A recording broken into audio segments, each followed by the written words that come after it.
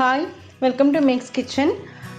இறாலில் ஒரு கிரேவி எப்படி பண்ணுறது அப்படிங்கிறத இப்போ பார்க்கலாம். நம்ம சேனலை இன்னும் சப்ஸ்கிரைப் பண்ணாதவங்க மறக்காமல் சப்ஸ்கிரைப் பண்ணிக்கோங்க. பக்கத்தில் இருக்கிற பெல் ஐக்கானையும் ப்ரெஸ் பண்ணுங்கள். அப்போ தான் நான் போடுற வீடியோவோட அப்டேட்ஸ் உங்களுக்கு வரும். ப்ரான் கிரேவி எப்படி பண்ணுறதுன்னு பார்த்துடலாம். நான் கடாயை அடுப்பில் வச்சுட்டேன். ஸ்டவ் ஆன் பண்ணி வச்சு இந்த டைமில் ஆயில் ஊற்றிக்கோங்க. நல்லெண்ணெய் இருந்தால் நல்லெண்ணெய், அப்படி இல்லாட்டினா ரீஃபைண்ட் ஆயில் எதுனாலும் ஊற்றிக்கலாம். நான் இன்னைக்கு ஒரு 1/2 kg ப்ரானுக்கு பண்ணுற அளவுக்கு நான் காமிக்கிறேன். எண்ணெய் கொஞ்சம் சூடாகட்டும். சோம்பு கொஞ்சம் போட்டு தாளிச்சுக்கோங்க. நல்லா குட்டியாக நறுக்கின பூண்டு வந்து எப்பயுமே வந்து பூண்டும் சரி இஞ்சியும் சரி ப்ரானுக்கும் நண்டுக்கும் வந்து நீங்கள் ஜாஸ்தி போடணும். ஏன்னா ரெண்டுமே கேஸு. பூண்டு நல்லா நிறைய கொஞ்சம் போட்டுக்கோங்க. நம்ம இஞ்சி பூண்டு வேற போட போகிறோம், அதுலேயும் பூண்டு இருக்கு. பூண்டு நல்லா வதங்கினதுக்கு அப்புறமா ஆனியன் வெங்காயம் கொஞ்சம் போட்டுக்கோங்க. நம்ம இன்னைக்கு கிரேவி பண்ணுறதுனால நான் ஆனியன் வந்து ஜாஸ்தி சேர்த்துருக்கேன். நீங்கள் சுக்கா அந்த மாதிரி பண்ணுறதா இருந்தால் தாளிக்கிறதுக்கு மட்டும் கொஞ்சமாக வாசத்துக்கு வெங்காயம் சேர்த்துக்கிட்டா போதும். பட் நான் இன்னைக்கு கிரேவி பண்ணுறதுனால எனக்கு கொஞ்சம் இந்த மசால் வந்து ஜாஸ்தி வேணும். சாதத்தில் போட்டு சாப்பிட்றதுக்கு ரொம்ப நல்லாயிருக்கும். சாதம் சப்பாத்தியும் அதோடு சாப்பிட, அதனால் நான் கிரேவி டைப்பில் பண்ணுறேன். அதுக்காக நான் வெங்காயம் ஜாஸ்தி சேர்த்துருக்கேன். வெங்காயம் கொஞ்சம் வதங்கட்டும். கொஞ்சம் உப்பு சேர்த்துக்கலாம், சீக்கிரமாக வதங்கும். வெங்காயம் நல்லா வதங்கிடுச்சு. இந்த டைமில் இஞ்சி பூண்டு பேஸ்ட்டு சேர்த்துக்கோங்க. நல்லா வதங்கட்டும்.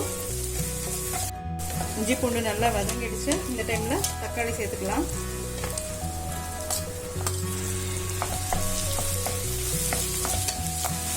இதுலயே கொஞ்சம் மஞ்சத்தூள் சேர்த்துடலாம். நான் ப்ரானும் மஞ்சத்தூள் போட்டு தான் கழுவி வச்சிருக்கேன். அப்பதான் அந்த நீச்சு ஸ்மெல் எல்லாம் போகும்.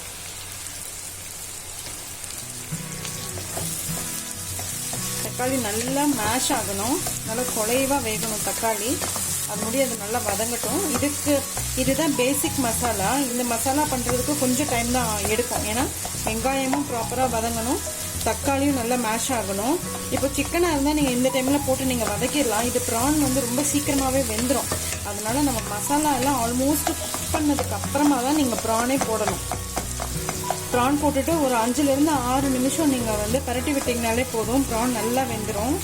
இல்லாட்டினா ரப்பர் மாதிரி ஆகிடும் ரொம்ப நேரம் நீங்கள் வேக விட்டீங்கன்னா. இந்த டைமில் குழம்பு மிளகாத்தூள் சேர்த்துக்கலாம். உங்களுக்கு எவ்வளோ தேவையோ அவ்வளோ காரம் போட்டுக்கோங்க. நான் 3 ஸ்பூன் போட்டிருக்கேன். நம்ம அதுக்கப்புறமா வந்து கொஞ்சம் கரம் மசாலாவும் மிளகாத்தூளும் சேர்க்க போகிறோம் லாஸ்ட்டாக. அதனால இந்த மிளகாத்தூளை வந்து நீங்கள் பார்த்து போட்டுக்கோங்க.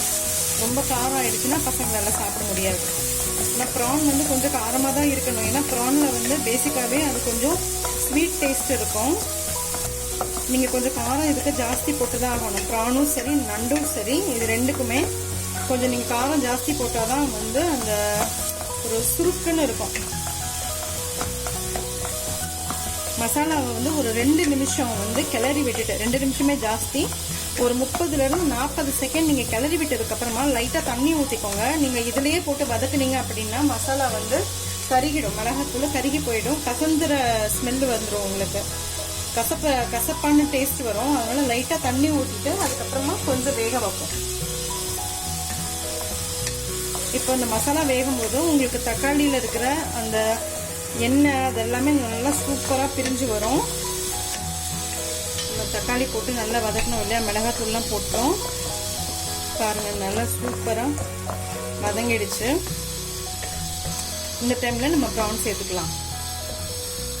ப்ரான் வந்து மஞ்சத்தூள் போட்டு நான் கழுவி வச்சுருக்கேன். இந்த 2 பக்கமும் எடுப்போம் இல்லையா, அதில் இருக்கிற நரம்பு எல்லாத்தையும் அது மாதிரி இந்த பாருங்க இது மாதிரி எடுத்து வச்சுருக்கேன். உங்களுக்கு ப்ரான் வந்து இந்த மாதிரி க்ளீன் பண்ணுறதுக்கு கொஞ்சம் ஈஸியான வழின்னு பார்த்தா இந்த மாதிரி வங்கியாக இருக்குது பாருங்கள். இந்த மாதிரி கத்தியில் நீங்கள் வந்து இப்படி பண்ணும்போது ஆட்டோமேட்டிக்காக இந்த கத்தியிலேயே வந்து அந்த நரம்பு வந்துடும் உங்களுக்கு.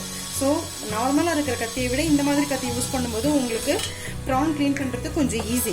ட்ரை பண்ணி பாருங்கள். தண்ணி நம்ம பார்த்துட்டு ஊற்றிக்கலாம். ஏன்னா இப்போ ப்ரான் வேகும்போது இதில் இன்னும் கொஞ்சம் தண்ணி வரும். இந்த டைமில் நீங்கள் மிளகு நல்லா நுணுக்கி வச்சுக்கோங்க, நிறைய மிளகு. ப்ரான் போட்டு ஒரு 3 நிமிஷம் இருக்கும். இப்போவே ப்ரான் பாருங்கள் நல்லா சுருங்கிடுச்சு பாருங்கள் இந்த மாதிரி.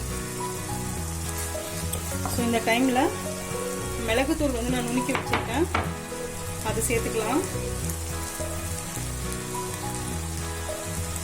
அதுக்கப்புறமா பச்சை கருவேப்பிலையும் நிறைய போட்டுக்கோங்க, அந்த ஃப்ளேவர் ரொம்ப நல்லாயிருக்கும்.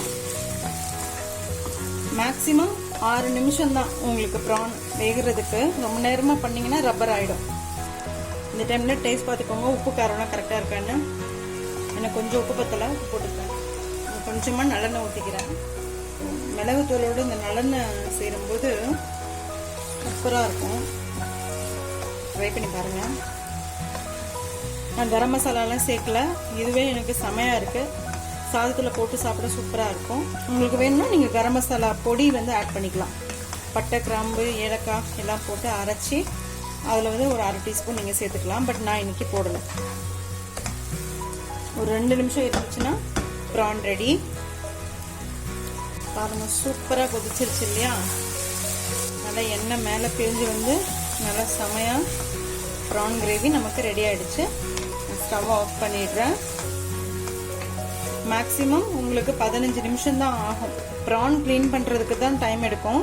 அதையும் நீங்கள் அந்த கத்தி சொன்ன இல்லையா, அந்த மாதிரி கத்தியில் நீங்கள் க்ளீன் பண்ணும்போது உங்களுக்கு இன்னும் கொஞ்சம் ஈஸியாக இருக்கும். ஸோ இதை சர்வ் பண்ணிடலாம். சாதத்தோட, சப்பாத்தியோடு சாப்பிட்றதுக்கு, தோசையோடு சாப்பிட்றதுக்கு சூப்பராக இருக்கும். வீட்டில் கண்டிப்பாக ட்ரை பண்ணுங்கள்.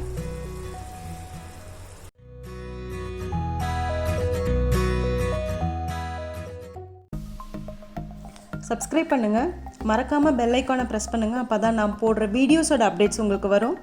லைக் பண்ணுங்கள், கமெண்ட் பண்ணுங்கள், ஃப்ரெண்ட்ஸோடு ஷேர் பண்ணுங்கள். தேங்க்யூ.